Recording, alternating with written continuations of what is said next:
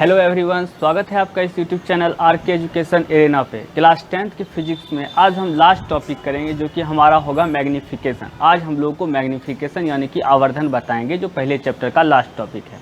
इससे पिछले वाले वीडियो में मैंने आपको साइन कन्वेंशन बताया था, उसका यहाँ पे यूज होगा, तो उम्मीद है कि वो आपको समझ में आ गया होगा। तो चलिए देखते हैं, यहाँ पे स्टार्ट करते हैं। मैग्नीफिकेशन भी हम डिराइव करेंगे, तो फार्मूला को डिराइव करने के लिए क्या करते हैं, हम कोई एक मिरर लेते हैं। तो हम लोग क्या लेते हैं, कॉनकेव मिरर लेते हैं। देखिए, कॉनकेव मिरर हो या कॉन्वेक्स मिरर हो, ये आवर्धन चेंज नहीं होता है। पहले मैं बता दूं कि आवर्धन यानी कि मैग्नीफिकेशन होता क्या है। तो ये होता है हमारा height of image by height of object. Hindi में इसको बोलें तो प्रतिबिंब की ऊंचाई बटे वस्तु की ऊंचाई को हम लोग क्या कहते हैं, आवर्धन कहते हैं, यानी कि मैग्नीफिकेशन कहते हैं। चाहे कॉन्वेक्स और कॉनकेव यानी कि उत्तल या अवतल कोई भी दर्पण हो, ये चेंज नहीं होता है। ठीक है, तो अब चलिए इसको डिराइव करते हैं। तो हम क्या करते हैं कि एक अवतल यानी कि कॉनकेव मिरर लेते हैं। कॉनकेव मिरर वैसा होता है जिसका आउटर मोस्ट पार्ट क्या होता है, पॉलिश किया होता है, आप सभी को पता है, और उसके बीचों बीच एक लाइन जो है क्रॉस करती है, बीचों बीच एक लाइन क्रॉस करती है, जिसे हम लोग क्या कहते हैं, प्रिंसिपल एक्सिस कहते हैं। और वो प्रिंसिपल एक्सिस मिरर के जिस पॉइंट से होकर गुजरती है, जिस पॉइंट का मतलब मिड पॉइंट से होकर गुजरती है, उसको कहते हैं पोल। तो ये हमारा क्या हो गया, पोल हो गया। अब ये पोल हो गया, यहाँ पे हमारा फोकस होगा, यहाँ पे हमारा सेंटर ऑफ कर्वेचर होगा। अब क्या करेंगे कि हम फिर से इसके ऊपर एक इमेज फॉर्मेशन करेंगे, तभी हमें पता चलेगा। तो इमेज फॉर्मेशन करने के लिए मान लीजिए कि हम ऑब्जेक्ट को सेंटर ऑफ कर्वेचर और फोकस के बीच में रखते हैं। सेंटर ऑफ कर्वेचर और फोकस के बीच में रखते हैं। इससे एक पैरेलल लाइट आएगी, और पैरेलल लाइट जब भी मिरर के सरफेस से टकराती है तो वो कहाँ से होकर गुजरती है, फोकस से होकर गुजरती है। तो इसको मैंने, ये देखिए, फोकस से होकर बाहर निकाल दिया, फोकस से होकर क्या किया, बाहर निकाल दिया। अब यहाँ से जो हम दूसरी लाइट को ले जाएंगे, वो लाइट पोल पर से ले जाएंगे। कहाँ से ले जाएंगे, पोल पर से ले जाएंगे। अब यहाँ से मैं एक दूसरी लाइट ले जाता हूँ, जिसको कहाँ पे इंसिडेंट करवाता हूँ, पोल पे करवाता हूँ। अब ये भी रूल आपको पता होगा कि जब भी कोई लाइट मिरर के किसी भी सरफेस से टकराती है, तो वह जितनी एंगल बना के आती है, उतने ही एंगल से वो क्या होती है, रिफ्लेक्ट हो जाती है। उतने ही एंगल से वो क्या होती है, रिफ्लेक्ट हो जाती है। यानी कि जितना एंगल बना के ये आएगी, उतने ही एंगल से क्या होगी, रिफ्लेक्ट हो जाएगी। तो हमारा ये कटा कहाँ पे, इस पॉइंट पे कटा है, तो हमारा इमेज जो बनेगा वो क्या बन जाएगा, इसी पॉइंट पे हमारा इमेज बन जाएगा। हमारा इमेज कहाँ बना, इस पॉइंट पे इमेज बना। अब थोड़ा सा नेमिंग कर लेते हैं। ये हमारा ऑब्जेक्ट है, इसका नाम रख देता हूँ ए बी। ए बी हमारा क्या है, ऑब्जेक्ट है। ए बी क्या है, ऑब्जेक्ट है हमारा। ठीक है, ये पी पॉइंट हो गया। ये इसको रख लीजिए आप, इमेज को ए डैश बी डैश कर दीजिए। इमेज वाले पॉइंट को क्या कर दीजिए, ए डैश बी डैश कर दीजिए। ठीक है, यहाँ तक उम्मीद है कि समझ में आ गया होगा। अब जो गौर करने वाली बात है वो क्या है कि आपको पता है कि पोल, आपको पता है कि पोल और जहाँ पे ऑब्जेक्ट रखा हुआ होता है, यानी कि ऑब्जेक्ट मान लीजिए इस पोजीशन में रखा हुआ है, तो पोल और जहाँ पे ऑब्जेक्ट रखा होता है उसके बीच के डिस्टेंस को कहते हैं ऑब्जेक्ट डिस्टेंस। उसके बीच के डिस्टेंस को क्या कहते हैं, ऑब्जेक्ट डिस्टेंस। और ऑब्जेक्ट डिस्टेंस को हम यू से डिनोट करते हैं। जब पिछली क्लास में हमने मिरर फार्मूला को डिराइव किया था, तो उस समय ये चीज़ें आपको मैंने बताई थी। और दूसरा पॉइंट, जहाँ पे हमारा इमेज बनता है, पोल और जिस पॉइंट पे हमारा इमेज बन रहा है, उनके बीच के डिफरेंस को हम लोग कहते हैं इमेज डिस्टेंस कहते हैं। क्या कहते हैं, इमेज डिस्टेंस, यानी कि भी। ये क्या हो गया, हमारा इमेज डिस्टेंस हो गया। तो ऑब्जेक्ट डिस्टेंस और इमेज डिस्टेंस आपको क्या हुआ, पता लग गया, और ये इमेज भी आपको क्या हुआ, पता लग गया। यहाँ तक उम्मीद है कि सब कुछ समझ में आ गया। नेमिंग भी हमने कर दिया। अब आइए फिर से समझते हैं जो इसमें यूज होगा उसको। तो इसमें होगा सिमिलर एंगल ट्रायंगल यूज। तो थोड़ा सा सिमिलर एंगल ट्रायंगल को समझते हैं फिर से। वैसे मैंने पिछले वाले वीडियो में मिरर फार्मूला के समय बताया है, लेकिन हर एक बच्चे को हर एक वीडियो देखे वो ज़रूरी है नहीं, इसीलिए थोड़ा सा बताना मेरा कर्तव्य है। दो हमने ट्रायंगल लिए हैं, एक ट्रायंगल लिया ABC और PQR, और सिमिलर एंगल ट्रायंगल का मतलब होता है कि triangle ABC is similar triangle PQR, ठीक है। ABC सिमिलर है PQR के। तो इसका रूल क्या है सिमिलर होने का? तो ये दोनों जो हैं एक जैसे दिखने में, इनका रूप, इसे हिंदी में समरूप त्रिभुज कहते हैं। रूप एक समान होगा लेकिन डायमेंशंस एक समान नहीं होंगी। रूप क्या होगा? एक समान होगा, दिखने में एक जैसे हैं, और एंगल भी इनके एक बराबर होंगे। तो जो एंगल A होगा वही एंगल क्या होगा? P होगा, यानी कि एंगल A बराबर हो जाएगा एंगल P। जो एंगल B होगा यानी कि एंगल B बराबर हो जाएगा एंगल Q, और एंगल C बराबर हो जाएगा एंगल R। तो ये एंगल के हिसाब से हुआ सिमिलर ट्रायंगल को पहचानने का तरीका। अब दूसरा तरीका क्या है कि ये साइड जो है यानी कि AB और ये PQ का रेशो, इधर का भी ये साइड और इधर का भी ये साइड, ये बराबर होगा BC और QR के रेशो के, और ये बराबर होगा AC और PR के रेशो के। यानी कि ये तीनों साइड्स के जो रेशियोज होते हैं वो तीनों क्या होंगे? बराबर होंगे। तो ये दो तरीका है सिमिलर एंगल ट्रायंगल को पहचानने का, यानी कि समरूप त्रिभुज को पहचानने का। अब इसी बेसिस पे हम इसको करेंगे। तो इसमें देखेंगे कि दो सिमिलर एंगल ट्रायंगल यहाँ पे होगा। तो कौन सा दो सिमिलर एंगल ट्रायंगल है वो मैं रेड कलर से कर देता हूँ, जिससे आपको किसी प्रकार की कोई कन्फ्यूज़न ना हो। ये देखिए, एक हो गया ये ट्रायंगल आप लीजिए, ठीक है, और दूसरा ये ट्रायंगल आप लीजिए। ये दोनों ट्रायंगल आपका सिमिलर एंगल ट्रायंगल है। यानी कि ABP आप कह सकते हैं कि ट्रायंगल ABP सिमिलर है A डैश, B डैश और P के। लेकिन ये अभी हमें पता नहीं है कैसे सिमिलर है। तो ये दोनों तरीके जो मैंने बताइए पहचानने का, उस तरीके से जब तक हम पहचान नहीं लेंगे तब तक हमें पता नहीं चलेगा कि ये सिमिलर है कि नहीं है। तो चलिए अब देखते हैं, करते हैं इसको। तो सबसे पहले ये देखते हैं एंगल P की बात करते हैं हम लोग। एंगल P की बात कीजिए तो मैंने आपको बताया रूल नंबर फर्स्ट कि APB जो है, मतलब कोई भी लाइट जब किसी एंगल से आती है और वह मिरर के सरफेस से टकराती है तो उसी एंगल से क्या होती है? रिफ्लेक्ट होती है। यानी कि ये एंगल जितना होगा उतना ही क्या होगा? ये एंगल भी होगा। ये एंगल जितना होगा उतना ही ये एंगल होगा, क्योंकि ये इंसिडेंट रे है और ये रिफ्रैक्टेड रे है। ये क्या है? इंसिडेंट रे है और रिफ्रैक्टेड रे है। तो हम कह सकते हैं कि एंगल APB बराबर है A डैश P और B डैश के। कैसे?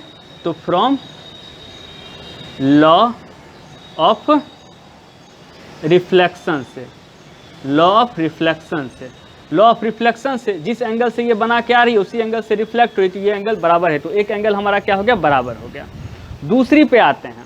दूसरा आप देखिए कि ये जो एंगल है ये हमारा 90 डिग्री का दिख रहा है, और ये एंगल भी हमारा क्या दिख रहा है? 90 डिग्री का दिख रहा है। ये दोनों एंगल्स जो हैं 90 डिग्री के दिख रहे हैं, एक B और एक B डैश।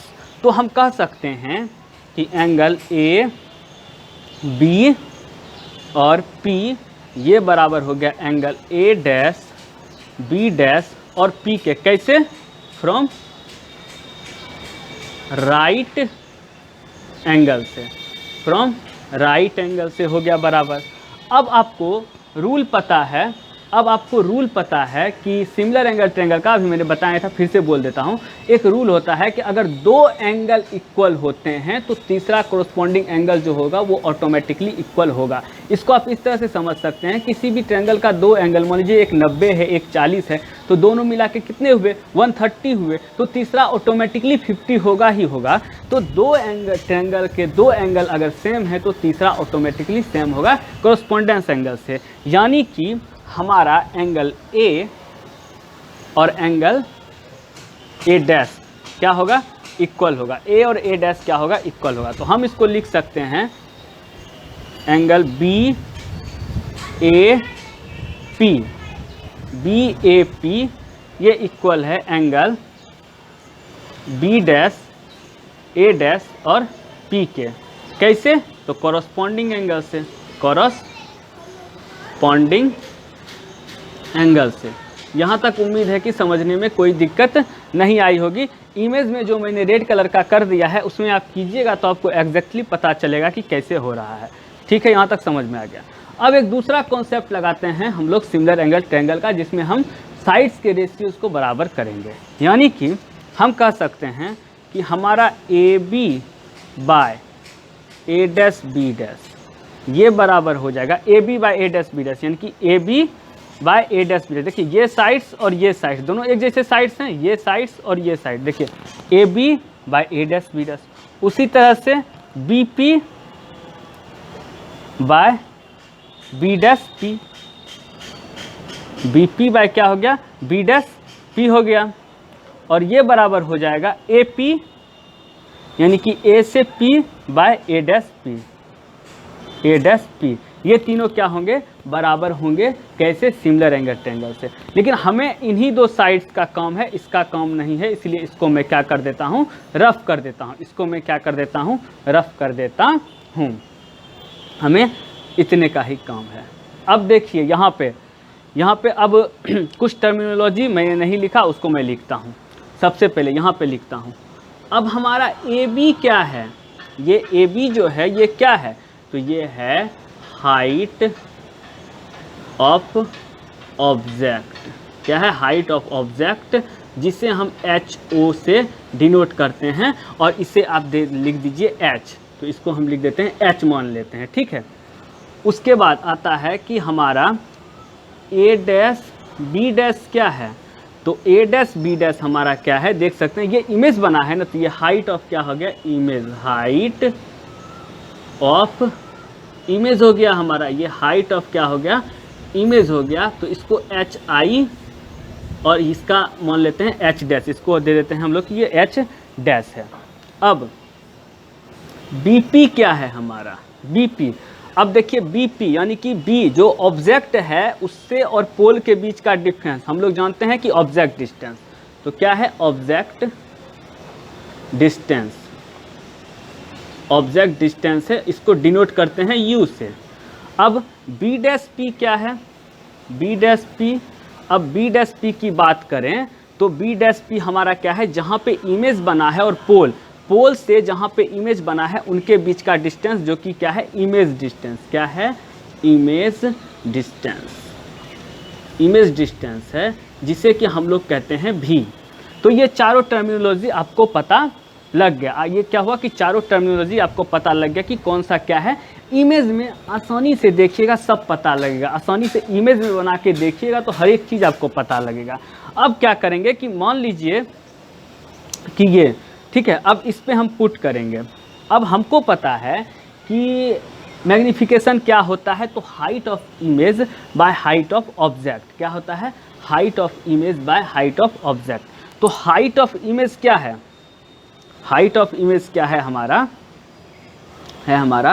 ए डैश बी डैश, है ना, यही है ना height of image. By height of object क्या है, ए बी है। Height of image by height of object A B है। तो अगर हम इधर उल्टा कर दिए तो इधर भी हम क्या कर देते हैं, उल्टा कर देते हैं। इधर मैंने उल्टा किया तो इधर भी मैं क्या कर सकता हूँ, इसको उलट सकता हूँ कि नहीं उलट सकता हूँ, आसानी से इसको उलट सकते हैं। दोनों साइड्स को बराबर करने के लिए हमको क्या करना पड़ेगा, इसको उलटना ही पड़ेगा। इसको A dash B dash by A B, क्योंकि ये क्या हुआ, ए डैश बी डैश है हाइट ऑफ इमेज, टर्मिनोलॉजी जो मैंने लिखा है वहाँ पे देखिए, और ए बी क्या है, हाइट ऑफ ऑब्जेक्ट है। और ये क्या है, तो इसको भी उल्टा कर दिया। अब इसके जगह पे हम लोग लिखेंगे, तो यहाँ पे मैं लिखता हूँ, यहाँ पे क्या लिखता हूँ, ए डैश बी डैश हमारा क्या है, हाइट ऑफ इमेज। और हाइट ऑफ इमेज को हमने क्या रखा है, एच डैश से डिनोट किया। हाइट ऑफ इमेज को हमने एच डैश से डिनोट किया है। और ए बी क्या है, हाइट ऑफ ऑब्जेक्ट, यानी कि एस से हमने डिनोट किया है। ये किसके बराबर हो जाएगा, ये बराबर हो जाएगा बी डैश पी। अब बी डैश पी क्या है, तो ये क्या है, भी है, यानी कि इमेज डिस्टेंस है। और बी डैश पी और बी पी क्या है, ये बी पी है, बी पी क्या है, ऑब्जेक्ट डिस्टेंस है, यू है। अब यहाँ तक तो आपको सब समझ में आ गया होगा। अब आते हैं साइन पे, जो कि बहुत ज़रूरी है। अब आप बताइए हमें पिछले क्लास में मैंने टर्मिनोलॉजी के हिसाब से आपको साइन कन्वेंशन बताया था। तो ये कॉनकेव मिरर है और मान लीजिए कि इसके बीचों बीच इस तरह से मैंने एक्स एक्सिस और वाई एक्सिस का लाइन खींच दिया था। तो ओरिजिन के लेफ्ट साइड में जो होता है 2 डायमेंशनल प्लेन में, पिछली वीडियो में जस्ट मैंने एक्सप्लेन किया है कि 2 डायमेंशनल प्लेन में जो ओरिजिन के, ये मान लीजिए ओरिजिन है, ओरिजिन के लेफ्ट साइड में क्या होता है निगेटिव और ओरिजिन के राइट साइड में पॉजिटिव। उसी तरह से ऊपर क्या होता है वाई एक्सिस में पॉजिटिव और नीचे क्या होता है निगेटिव। तो वही टर्मिनोलॉजी यूज होगा। अब बताइए कि ये हाइट ऑफ इमेज जो है, हाइट ऑफ इमेज ये रहा हमारा हाइट ऑफ इमेज, ये नीचे की ओर है, ये एरो किसकी ओर है नीचे की ओर। सबसे पहले देखिए कि ये ओरिजिन से लेफ्ट साइड में है, अब क्या है नीचे की ओर डिनोट कर रहा है। तो मैंने बताया था कि जब नीचे की ओर ये डिनोट करेगा यानी कि उल्टा इमेज बन रहा है तो वाई डैश यानी कि नीचे की ओर एक्सिस क्या होगा इसका, तो नीचे की ओर क्या होता है निगेटिव, ऊपर की ओर क्या होता है पॉजिटिव, यानी कि एच डैश हमारा हो जाएगा, एच डैश हमारा हो जाएगा निगेटिव एच डैश यानी कि माइनस एच डैश। अब एच क्या होगा हमारा एच, ये एच जो है ये क्या कर रहा है ऊपर की ओर, ये भी लेफ्ट साइड में है, लेफ्ट साइड में है लेकिन ऊपर की ओर डिनोट कर रहा है। और ऊपर की ओर डिनोट करने का मतलब क्या है, ऊपर वाई एक्सिस है तो वाई एक्सिस में क्या होगा पॉजिटिव, तो ये पॉजिटिव ही रह जाएगा एच। अगर आपको साइन कन्वेंशन याद है तब तो आसानी से हो जाएगा। भी की बात करते हैं यानी कि इमेज डिस्टेंस की बात करते हैं।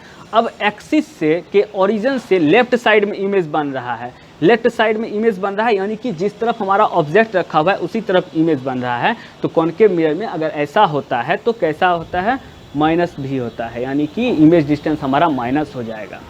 यू ऑब्जेक्ट डिस्टेंस भी हमारा क्या है लेफ्ट साइड में है, ऑब्जेक्ट डिस्टेंस भी हमारा क्या है लेफ्ट साइड में, तो ऑब्जेक्ट डिस्टेंस भी क्या होगा माइनस यू। अब यहाँ से माइनस माइनस हमारा कैंसिल आउट हो गया यानी कि एच डैश बाय एच यानी minus H dash by H बराबर वी बाय यू। इसको हम क्या लिख सकते हैं, इसको इस तरह से भी लिख सकते हैं कि एच डैश बाय एच बराबर माइनस वी बाय यू, इसको इस तरह से भी लिख सकते हैं। अब हमें पता है कि H dash by H, H dash by H का मतलब हुआ कि height of image by height of object बराबर माइनस वी बाय यू। देखिए ये एक, इस पे भी न्यूमेरिकल आता है, इस तरह से लिखा होगा, इस पे भी न्यूमेरिकल आता है, ये भी कर सकते हैं।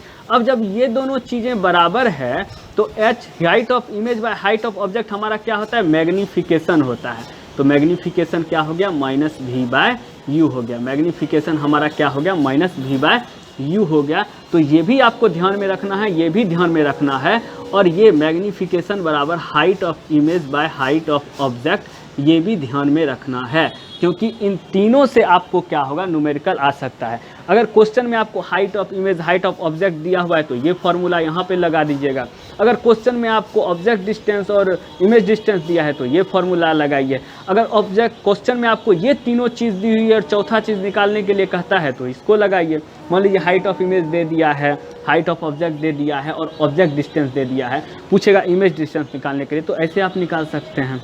अब तो ये हो गया आपका मैग्नीफिकेशन प्रूफ।